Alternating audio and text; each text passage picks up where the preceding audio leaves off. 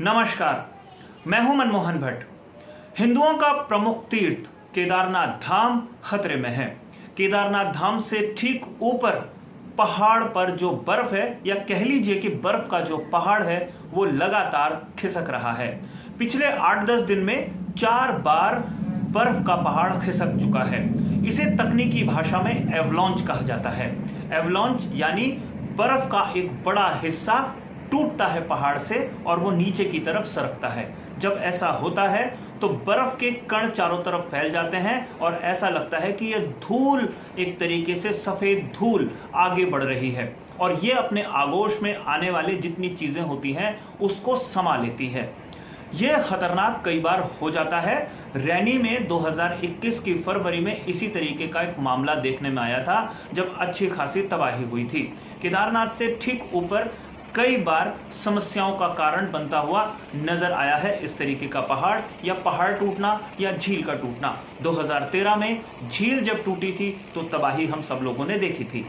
अब इस एवलांच को देखने के लिए या इस पूरे क्षेत्र का अध्ययन करने के लिए Wadia institute of Himalayan geology की टीम पहुंच गई है।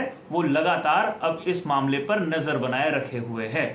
इन तस्वीरों में हम साफ तौर पर देख सकते हैं कि तबाही किस तरीके से आती हुई नजर आई। हालांकि इससे किसी भी तरीके का कोई नुकसान नहीं हुआ है।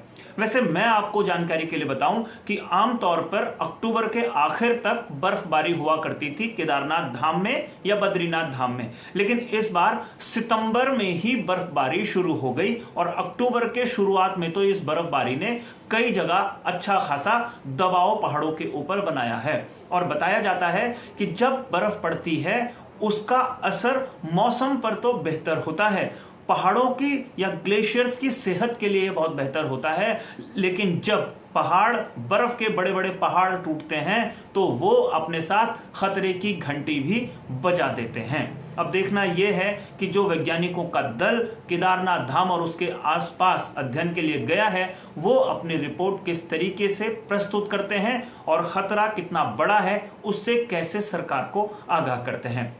साथियों, अभी के लिए फिलहाल इतना ही। अगली रिपोर्ट में आपसे एक बार फिर मुलाकात होगी। तब तक के लिए इजाजत दीजिए। नमस्कार।